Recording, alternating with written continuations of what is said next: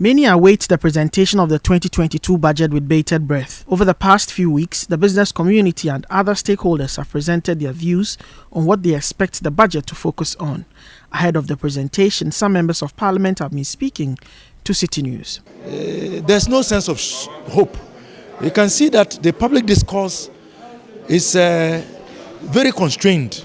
I mean, AGI, GUTA, I've heard Deluxe and a lot of financial institutions all complaining about the lack of space and wondering how government is going to manage this budget and even to balance the books. Considering that government don't have any other alternative in raising funds than taxation, so I expect the communication service tax to be a component that government will be interested in raising more money in order to be able to continue with their projects. Well, we might have to tighten our belt a little. That's my expectation, because if you look at our revenues, it is not what we're expecting. However, it's not going to come from anywhere else. It has to come from us. We've had snippets from the ministry's quarters, from our leadership as well. My expectation is that it will give us an update of where it is that we are, our revenue measures that have been put in place to, as it were,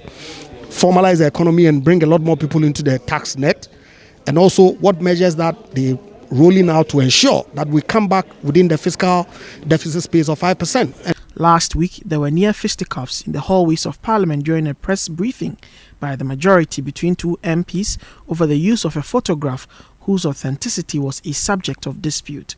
On Tuesday, Deputy Majority Leader Alexander Penyomarking apologized for the use of the said picture depicting sun winning in the Volta region. Last Friday, we presented to you as a parliamentary press call our findings regarding research work done by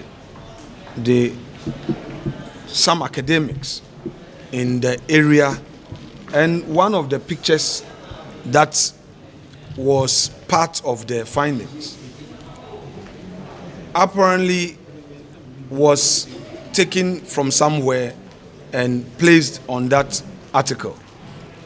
Upon further due diligence, the very website, Cover Ghana, that published the article and accompanied the picture with it and dated it, has since pulled it down. It is only fair and proper to sincerely withdraw that picture and apologize for adding that as part of our findings. The Futu MP also indicated that he had filed an urgent question to demand answers from the Minister for Works and Housing in relation to when the Blekusu Sea Defence Project Phase 2 would be completed to deal with the impact of tidal waves in the Volta region.